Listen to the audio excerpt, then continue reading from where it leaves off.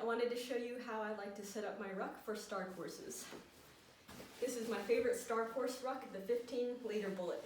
It's a little bit wider than the 10-liter bullet, and I like it more than the rucker, either the speed rucker or the standard rucker, because it feels softer, it's smaller, and therefore a little bit lighter, and the width fits my body perfectly.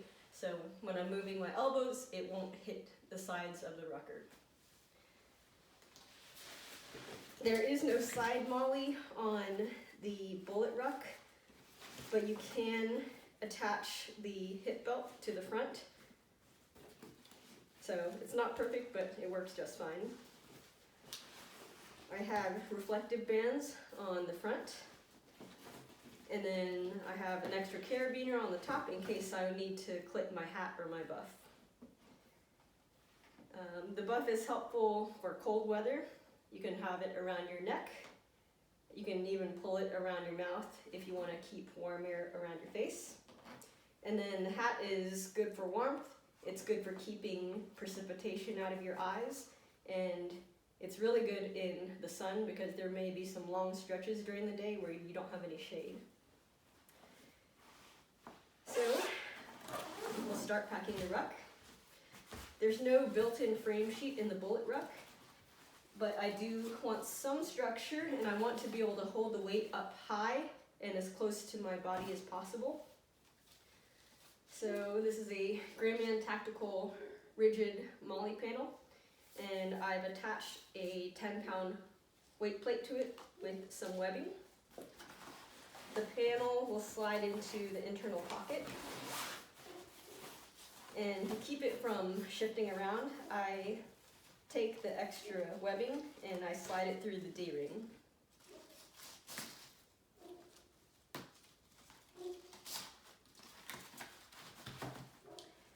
Because it's good to have that weight up high, I also use this little pouch to hold my water. I'm not a water bladder person. I like to drink larger quantities at a time, even if it's less frequent. And the 1 liter is normally enough to get me to the next water stop. So you have to figure out when you're able to get water with a support crew or with gas stations and plan accordingly. If you had to go longer stretches without water, you would want to bring more. But 1 liter is what I am able to go with typically. So I'll attach that to the D-ring as well with a little night eyes clip. And I made this set of ranger beads myself, and this isn't used for counting or distances or anything. It's just nice to grab onto if I want to open that pouch easily, since the zipper itself isn't that big.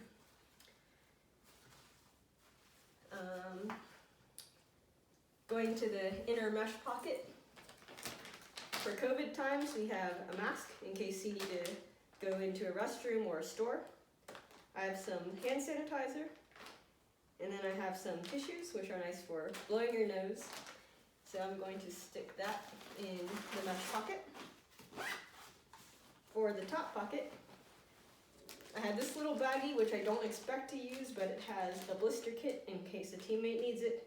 I have Band-Aids, some sunscreen, which can be really helpful in the daytime if you're in those unshaded areas. I have an extra hair tie and a moist towelette.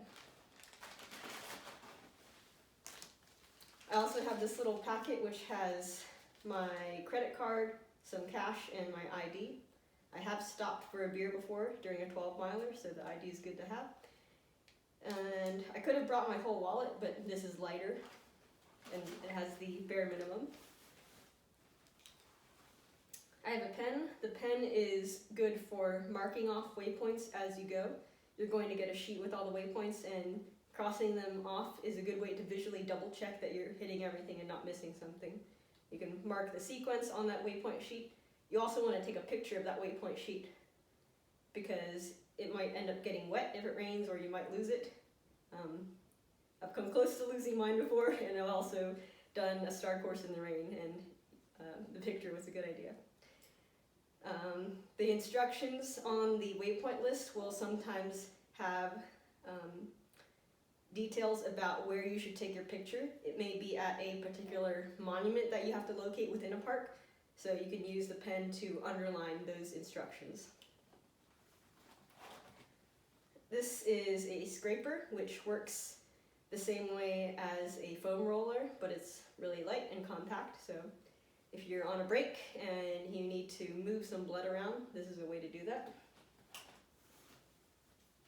This is a headlamp, which will help you if you're in a dark area when you're trying to read your waypoints. This will also be good for dark stretches along the route. For example, the C&O Canal in DC has no lights, so you'll need a headlamp for that. It's also good for safety.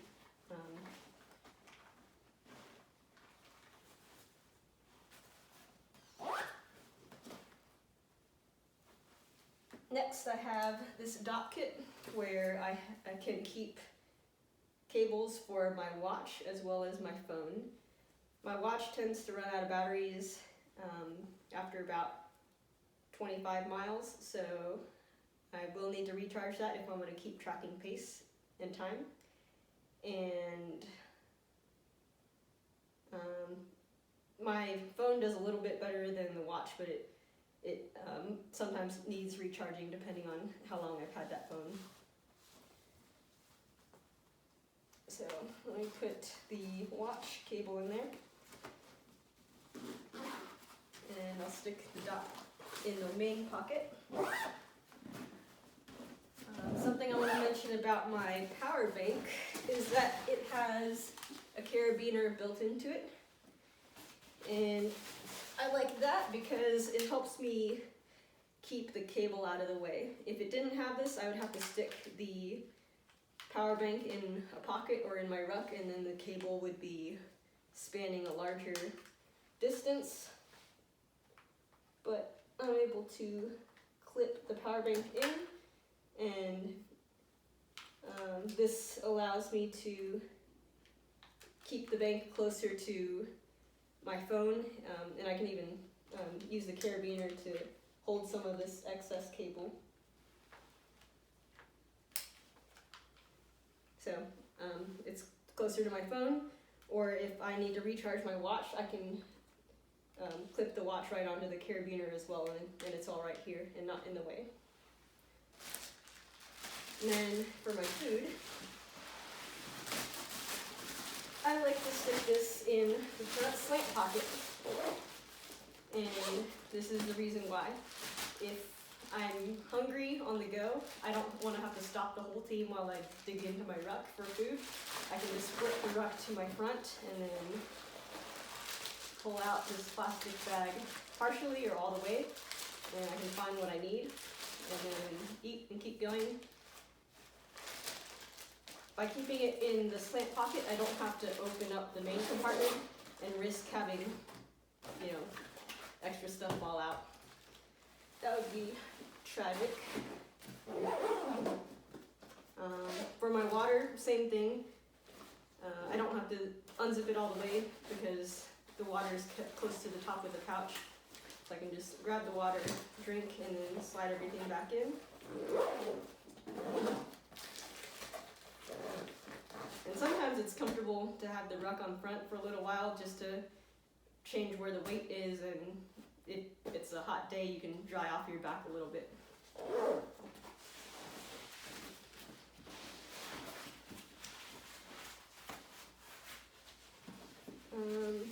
So that's the setup of my ruck.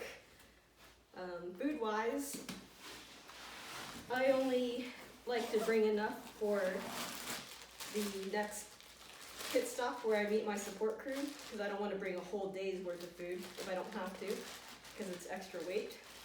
So I normally like to keep something salty. I have cheese crackers and jerky, and something sweet, and sometimes something fatty as well, like nuts. And then